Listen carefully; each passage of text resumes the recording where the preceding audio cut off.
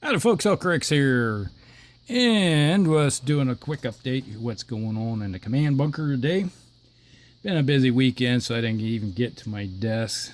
We ran out there, and my daughter is getting done with her semester at the university, so I had to run up and move a bunch of stuff from her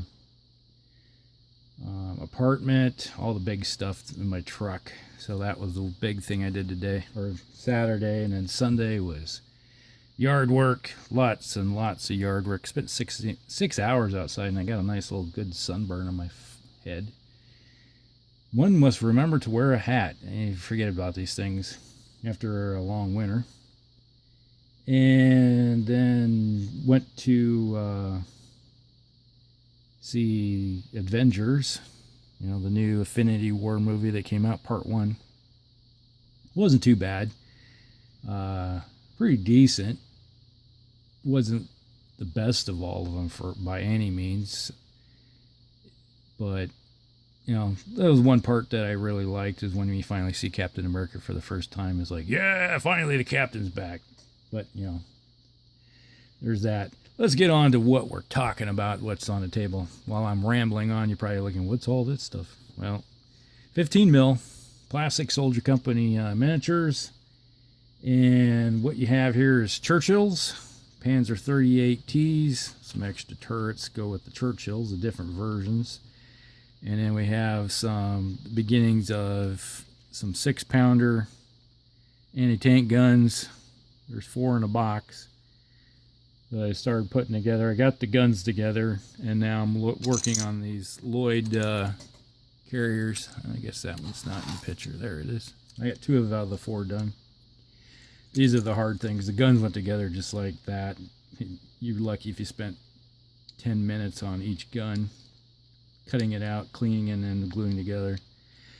But these little Lloyd carriers, they're kind of cute little things, little buggers. So what I'm going to do is not glue the tops on yet, and then just paint everything inside, and maybe I'll glue, either have them like that. I wish they had a rail system that you could put on here with a rolled back canvas, so you could see the inside instead of just this full piece like that. So they give you options. Obviously having a canvas on top keeps the weather off of you, but on a nice day you might want to open it up so you get some airflow in, but who knows. I didn't even know these things existed.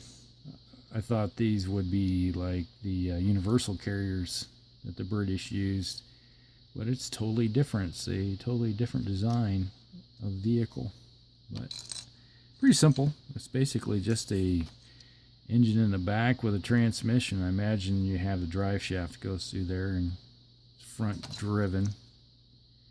So got those, and then you got your little 6-pounder guns. Americans use these same guns too, so you have those options. And what I'm thinking, because you have enough to build you got a chassis that is set up for towing, and you have an extra gun. I'm thinking maybe of taking my sharp X-Acto and cutting down the line right there, spreading these out, improvising a gun shield of some type out of some plastic card, and increase my force a little bit. So I have some extra guns for that matter. That's a project for maybe a little bit down the road. And then, we have these Churchill tanks. Show those a little bit.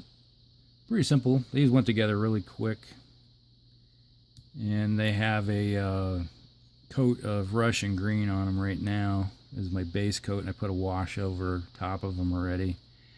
So now I just have to go in and bring out the next coat on, which is kind of a lighter green. And maybe put some effects and stuff, rust effects or mud effects and stuff on them. So there's 5 of those. And then you have extra turrets for the different Mark versions of like the Mark IVs, which were these. I think these are the Mark 6's turrets. The body's all the same. It's just the turrets are different.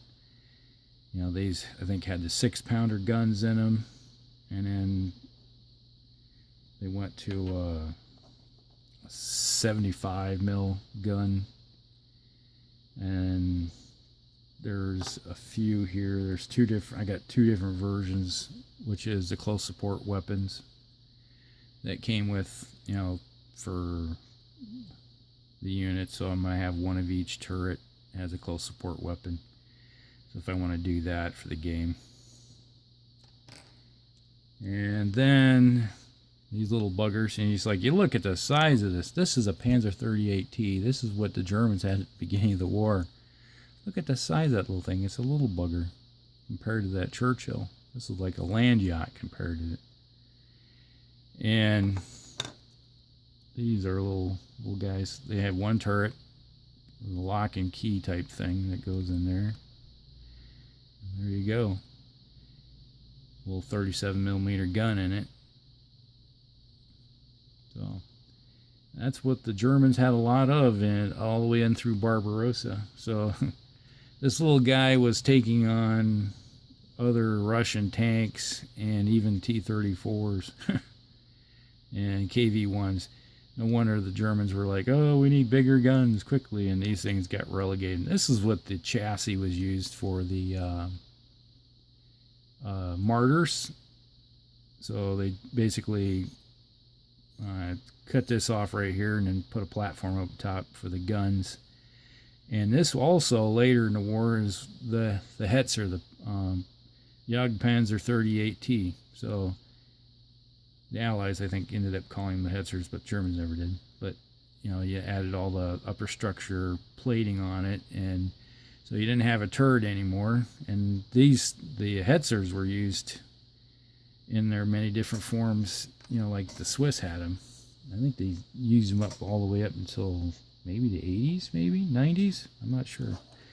So that was a system that was used for a long time. But that's pretty much everything that's going on in the command bunker. Oh, I picked up some bases for mounting all my anti-tank guns on, and I have my Vallejo paints here. These are supposed to be used for airbrushes, but you know, they work just as fine. I just have to break out my little tray. I got my tray in here. Pour some of that in there so it doesn't dry out as quickly, and I can use it really fast to get my stuff done. I paint pretty quickly. When it comes to 15 mil, you don't have to be like vehicles. If it's rough and kind of rough looking in a way, you know, you get the basics down really good. But you know, being it's a tank, you know, it's going to be running through the muck and the mud and getting all dirty. So if you have it look kind of sloppy looking in some ways with different colors, not a big deal. So, all right, that's everything that's going on in the command bunker. I'll be working on these this week, and hopefully we'll see a finished video of some of the stuff by the week's end. And we do have a live stream coming up on Palmer's channel over at Heresy Productions coming up on Thursday. I think we have a couple topics coming up. One of them will be talking about was it IP, licensed IP materials, like what Fantasy Flight does with Star Wars, and then we might be talking about eBay. I think those might be two of the topics that we're going to bring up. So stop on over to Heresy Productions channel on Thursday and watch the live stream. So, all right, you guys have a good one. We'll talk.